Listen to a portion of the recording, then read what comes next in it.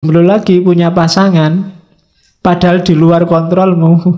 Kamu akan dikontrol orang yang bisa ngasih kamu pasangan atau menjanjikanmu jadi pasangannya.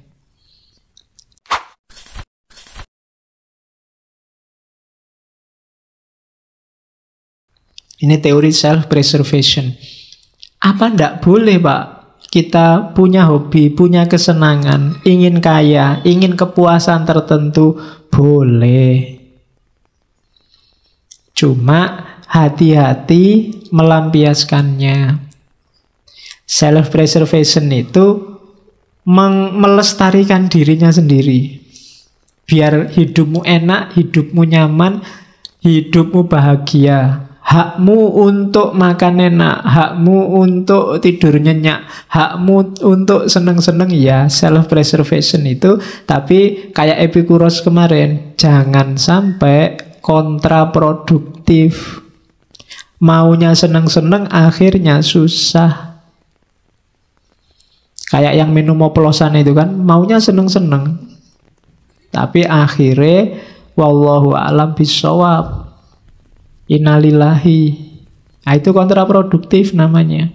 Ya seneng sama game ndak apa-apa, seneng sama internet ndak apa-apa, seneng sama WA ndak apa-apa, tapi penuhilah secukupnya. Dalam rangka apa? Self-preservation. Self-preservation itu melestarikan dirimu biar nggak cepat punah. Loh yo, kalau kamu punah itu kan secara eksistensial maupun secara esensial. Kamu main game terus sekarang, ya mungkin masih hidup, tapi waktumu habis sia-sia. Temanmu sudah ngapain, kamu masih ngapain. Oke, jadi self-preservation. Jaga dirimu, lestarikan dirimu. Kalau ada yang kamu senengi, ya puaskan secukupnya. Kalau ada yang kamu takuti, ya kendalikan secukupnya, dan seterusnya. Biar kamu tetap lestari jadi manusia. Kalau enggak, ya dirimu bisa punah nanti. Kamu yang sejati enggak keluar. Yang keluar kamu yang iseng, kamu yang seneng-seneng, kamu yang bukan aslinya. Karena kamu enggak memberikan sepenuhnya. Suka lihat TV ya enggak apa-apa, ini sekedarnya saja. Jangan pulang dari kampus di depan TV sampai malam cekelani remote, enggak pindah-pindah. Acaranya enggak enak semua ya enggak apa-apa, ganti channel. Oke, itu enggak self-preservation namanya. Terus, jadi ini ya, ini pikiran-pikirannya diawali dari Zeno. Nanti kita lihat gagasan-gagasan tokoh-tokoh utamanya satu-satu.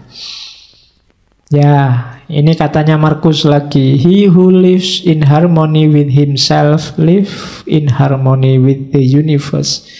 Ia yang hidup harmonis dengan dirinya sendiri akan hidup harmonis dengan alam semesta. Kalau kamu sama dirimu sendiri nggak harmonis, ya kamu nggak mungkin harmonis dengan alam. Kamu sama dirimu sendiri nggak damai. Nggak damai itu bisa pikiran sama perbuatanmu beda. Bisa antar pikiran kamu nggak jelas antara ya dan tidak. Itu namanya nggak harmonis. Pingin mutusin apa tapi nggak bisa. Pingin A tapi yang terjadi B, itu nggak harmonis sudah. Kalau dalam dirimu sendiri perang terus, oh ya sudah, kamu tidak akan bisa harmonis dengan alam semesta. Maka harmonislah. Apalagi sama orang lain, sama dirimu sendiri kamu gegeran terus. Gimana sih aku ini, bikin malu aja. Gimana sih aku ini, kan sering gitu kan. Kok bodoh banget ya aku ini tadi. Nah itu kamu sama dirimu sendiri aja gegeran. Apalagi sama orang lain. Maka he who lives in harmony with himself lives in harmony with the universe. Itu Marcus Aurelius. Oke. Ini selanjutnya katanya Zeno. Saya bilang tadi ya di awal, Zeno dari Citium, bukan Zeno dari Elia. Karena nama Zeno itu banyak. Ada yang menganalisis dia satu akar kata sama Zen. Tapi yo nggak tahu juga. Ya memang ada kata-kata Zenonya, Zennya. Kalau yang nonton kartun Dragon Ball juga ada Zeno sama. Ya, yang nonton Dragon Ball Super itu. Ya, itu yang paling jagoan di antara jagoan itu. Padahal kecil. Oke, yang tidak suka kartun tidak ngerti mesti. Terus tidak ada ini katanya, yang bisa mengusik kebahagiaan orang yang makomnya sudah wise, sudah bijaksana.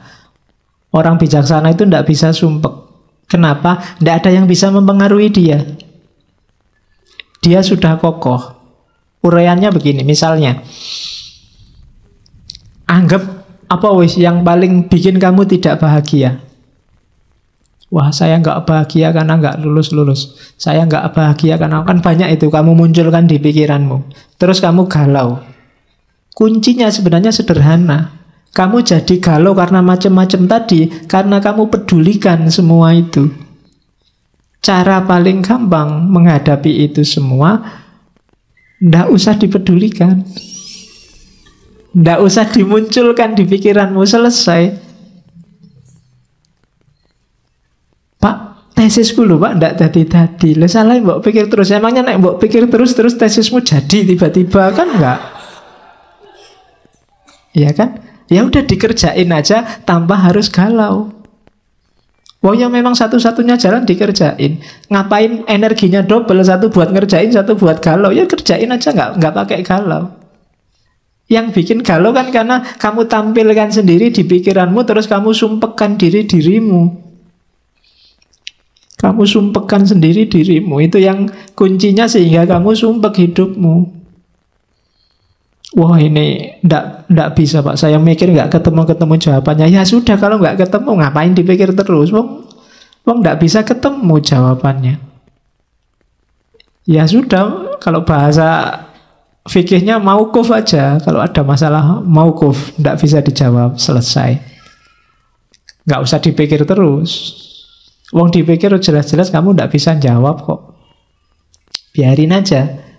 Nah, jadi kuncinya apa? Biar kamu nggak sumpek, ndak usah dibikin sumpek. Kalau nggak bisa dikerjain, ya ndak usah dikerjain. Kalau bisa, ya kerjain semampumu. Kan cuma itu dok rumusnya. Jadi orang yang bijaksana itu ndak bisa sumpek. Makanya kalau diilustrasikan film-film itu bagian tokoh yang bijaksana kan mesti senyum terus, nggak pernah merengut karena ndak ada yang bikin dia sumpek. Nggak bisa ya sudah, memang nggak bisa. Oke, jadi yang bikin kita galau ternyata apa? Ya penilaian kita sendiri. Yang bikin kamu nggak bahagia dirimu sendiri. Cuma itu. Jadi tidak ada yang bisa mengusik kebahagiaan orang yang bijaksana. Orang bijaksana biasanya stabil, tenang, tidak gampang terpengaruh. Karena dia sudah ngerti porsi-porsinya. Oke, terus. Nah, katanya Markus lagi. Reject your sense of injury and the injury itself disappears.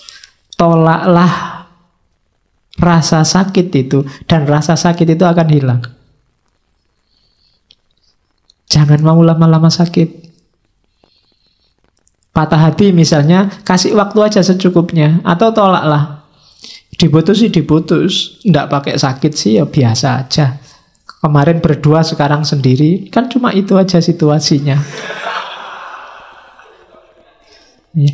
Kalau kamu nggak mau sakit, nggak akan sakit. Hanya kamu mau sakit sih.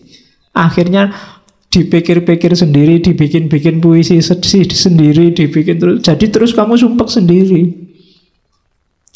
Jadi tolak aja rasa sakit itu. Habis dimarahi dosen, sakit hatiku. Lah ngapain? Aku nggak mau sakit. Nggak sakit. Tapi karena kamu mau memasukkan rasa sakit itu dalam dirimu, ya sakit. Jadi reject your sense of injury and the injury itself disappears. Wong kamu baca WA aja kadang mangkel, kadang marah, kadang sakit. Lu ngapain? Wong yang bikin ngawur kok, kadang ngarang-ngarang, kadang bohong. Wong kamu sudah ngerti hoak itu loh, kamu marah. Lah kok mau-maunya kamu menghabiskan energi untuk marah terhadap sesuatu yang tidak ada hubungannya sama dirimu. Kamu sakit tentang sesuatu yang menurut kamu itu tidak benar. Tidak benar kok bikin kamu sakit, ya nggak usah. Jadi reject, tolaklah rasa sakit itu dan dia akan hilang. Itu yang katanya Marcus Aurelius. Jadi jangan mau sakit, jangan mau galau. Kuncinya lagi-lagi ternyata di pikiran. Kamu sendiri yang mendramatisir sehingga kasus biasa-biasa kayak film India. Jadi kamu terus nangis padahal ya biasa aja. Ya kayak kapan tadi apa ya, saya dapat WA yang anak kecil ayamnya mati terus dia nangis itu. Itu kan ayam mati biasa, tapi ya karena anak kecil nangis. Kalau kamu ikut nangis juga, itu baru bahaya. Jadi yang kayak gitu kamu nggak bisa menolak. Ada banyak hal yang sudahlah, itu tidak penting. Oke, terus dan itu nanti hubungannya dengan kontrol kita atas keinginan. Manusia itu memang fitrahnya dia bahagia kalau keinginannya tercapai. Berarti kunci kebahagiaanmu ada di keinginan. Maka pinter-pinterlah menegaskan keinginan. Begitu kamu keliru, kamu sedang bunuh diri. Bikin keinginan, rancang keinginan yang dalam kontrolmu, kayak tadi. Bukan sesuatu yang di luar jangkauanmu. Jadi, karena kalau kamu menginginkan sesuatu yang di luar jangkauanmu, hasilnya pasti kecewa. Jangan menginginkan sesuatu yang di luar jangkauanmu. Wong kamu sudah jelas sekarang semester 14 sudah mau kena DO, saya cita-citanya cum laude, Pak, tercepat terbang. Wis ora iso jelas itu. Daripada kamu stres mending sudah sing penting lulus. Ya, jadi jangan menginginkan sesuatu yang di luar jangkauanmu. Nanti lihat artis di TV kamu jatuh cinta, pokoknya aku harus dapat dia. Ya, tidak mungkin, jauh. Ya, wong artis itu, kamu siapa? Kan begitu. Nanti daripada kamu stres, ndak karuan juntrungannya loh. Ya cukup kamu beli kaca aja, lihat di kamar. Oke, jadi jangan menginginkan yang di luar jangkauan. Ukur kekuatanmu. Terus, karena kamu bisa kecewa kalau salah menetapkan keinginan. Saya, Pak, mulai sekarang ingin tiap malam sholat tahajud. Mulai jam 1 sampai subuh. Nggak putus-putus. Wis kecewa mesti kamu nanti. Iya. Kenapa? Mungkin di luar jangkauanmu, wong kamu sholat subuh, ayo. Iya. Jadi inginkan yang dalam jangkauanmu. Itu penting bagi yang tidak ingin stres. Oke. Karena itu, kalau tiba-tiba terbersit apapun yang menurutmu itu di luar jangkauanmu, kalimatnya Stoa apa? You are nothing in relation to me. Kamu tidak ada hubungannya sama aku. Jadi jauh-jauh. Jalan-jalan di mall, lihat orang belanja baju banyak sekali, harganya ratusan ribu. Kamu mau beli kaos 40.000 aja diwolak-walik pintu. Nah, lihat orang itu, you are tidak ada hubungannya sama aku. Kita beda dunia. Nggak usah membayang-bayangkan, menginginkan yang kayak yang kamu lihat. Nanti kamu malah stres sendiri. Jadi kamu harus punya senjata ini tadi. You are nothing in relation to me. Ada cowok cewek pacaran, cakep, cowoknya cakep, ceweknya cakep, kamu nonton, kamu jomblo sudah bertahun-tahun. Biar nggak galau apa? You are nothing in relation to me. Kamu nggak ada hubungannya sama aku. Kita dunianya beda. Nah, lo itu lebih simpel. Lah daripada kamu stres, mau kamu mangkel marah, malah menghabiskan energi kayak tadi untuk yang sia-sia. Biarin aja lah. Mereka punya dunia sendiri, aku punya dunia sendiri. Aku cukup nonton TV sendirian, di kamar sendirian, makan sendiri, masak sendiri. Oke. Yuk bikinlah nanti narasi-narasi untuk lebih baik sendiri, lebih merdeka sendiri. Ya sudah apa-apa lah untuk menghibur diri. Jadi inginkan yang bisa kamu kontrol. Untuk yang tidak bisa kamu kontrol, kok tiba-tiba kamu berhasrat, katakan you are nothing in relation to me. Kamu tidak nyambung lagi, kita frekuensinya beda. Nah gitu aja kan, lebih nyaman, lebih enak daripada kamu stres. Ada orang dinasehati baik-baik nggak manut, oh ya sudah, you are nothing in relation to me, kita beda jalur.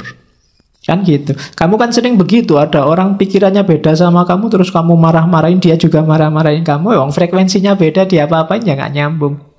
Tinggal kamu putus saja, ya kita frekuensinya beda. You are nothing in relation to me. Kita beda dunia. Nah, jadi itu caranya untuk bahagia. Kontrol keinginan. Dari situlah nanti kamu ketemu kebebasan. Kalau ada yang tanya bebas itu apa? Bebas itu inginkan yang berada dalam kontrolmu. Jangan inginkan sesuatu yang berada dalam kontrol orang lain. Kalau cita-citamu menginginkan sesuatu yang jadi milik atau dikontrol orang lain, maka saat itu juga kamu jadi budak. Budaknya siapa? Budaknya orang lain yang mengontrol keinginanmu tadi. Kalau cita-citamu misalnya jadi PNS dan menurutmu di luar kontrolmu, maka kamu akan jadi budak orang yang mengontrol penerimaan PNS. Kalau cita-citamu ndak jomblo lagi, punya pasangan, padahal di luar kontrolmu, kamu akan dikontrol orang yang bisa ngasih kamu pasangan atau menjanjikanmu jadi pasangannya. Ya kan? Kalau cita-citamu harta, padahal itu belum waktunya dan di luar kontrolmu, maka kamu akan jadi budak orang yang bisa memberikanmu harta. Namanya jadi nggak bebas. Maka kalau kamu ingin bebas yang sejati, inginkan yang hanya dalam kontrolmu saja. Yang di luar kontrolmu nggak usah diinginkan. Jangankan di luar kontrolnya orang lain, di luar kontrolnya Allah pun jangan ditagih-tagih ya Allah kok dulu aku anaknya orang desa, mbok aku anaknya presiden apa anaknya menteri.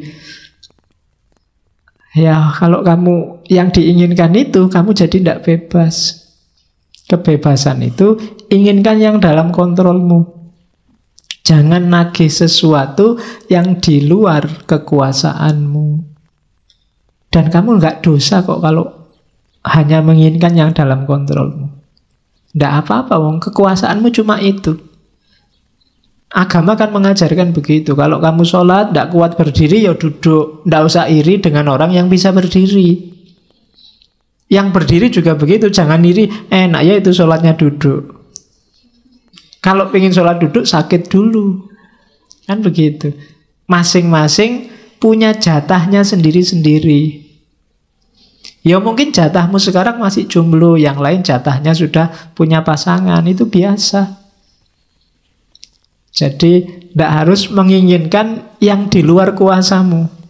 Kecuali janjane sudah dalam kuasamu, kamu nggak jomblo lagi, tapi kamu milih jomblo, wah itu rasa dewe nanti.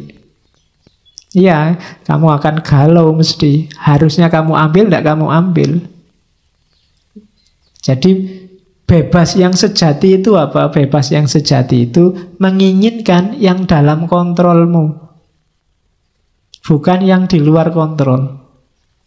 Mari kita demo biar Donald Trump nggak jadi presiden Amerika lagi. Kejauhan. Hasilnya mesti stres. Jadi Ya yang deket-deket lah. Terlalu jauh kalau Donald Trump. Ya orang Indonesia ya presiden Indonesia. Kalau nggak kuat ya gubernur, nggak kuat ya bupati. Kalau masih nggak kuat ya Pak RT, Pak RW misalnya loh. Itu kan dalam jangkauanmu, bukan yang di luar jangkauanmu. Kalau mimpimu terlalu besar, hasilnya kecewa. Atau kamu jadi budak yang bisa mewujudkan mimpimu. Jadi bebaslah. Bebaslah berarti apa? Inginkan hanya yang berada dalam jangkauanmu. Terus yang kedua, lanjutannya kebebasan.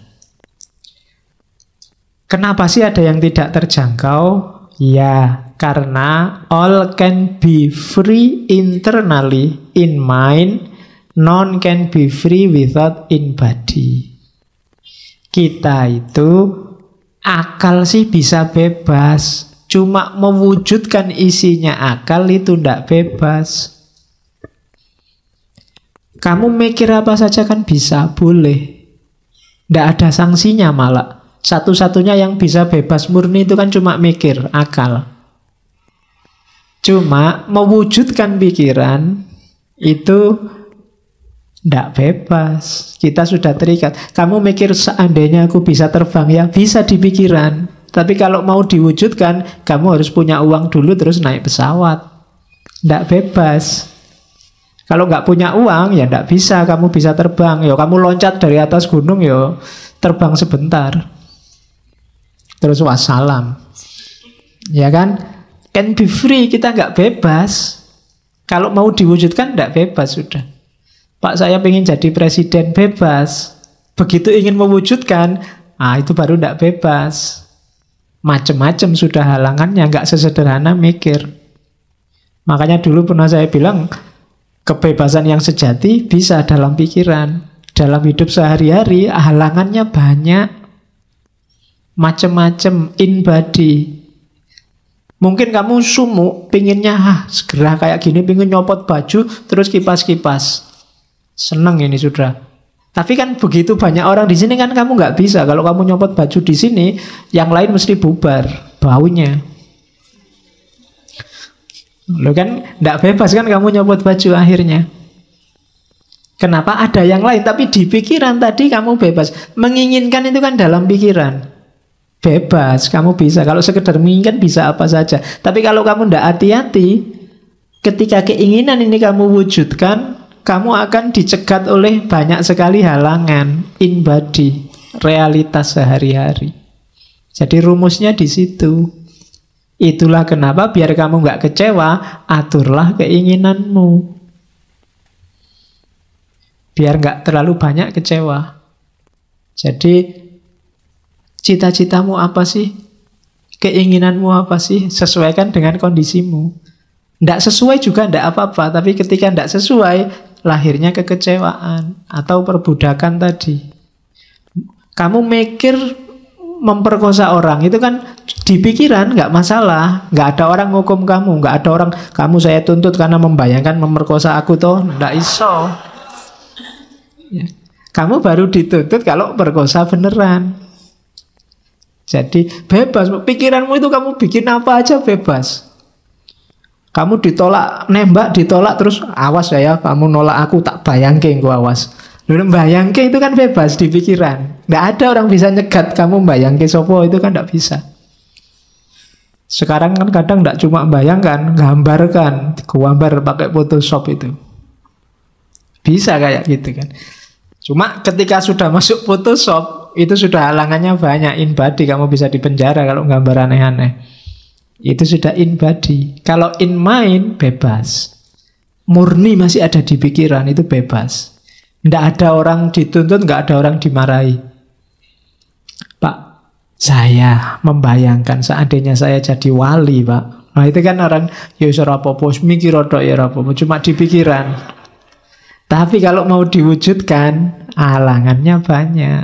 Jadi rumusnya itu, kebebasan itu bisa dalam kamu mikir, tapi begitu mewujudkan bebas, kamu akan ketemu banyak sekali halangan-halangan. Karena hidup ini coraknya katanya Stoik tadi fatalistik.